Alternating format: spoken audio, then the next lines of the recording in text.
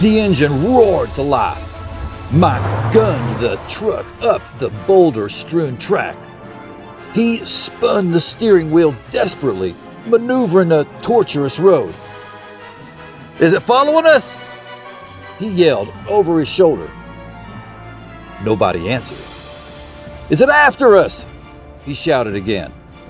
When again, no reply came, he turned and found his crew's faces etched with stupefied shock.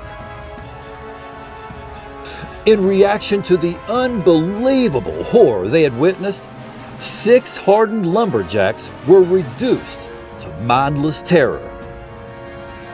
After speeding recklessly on the rocky road and realizing the object wasn't pursuing them, Mike stopped the truck,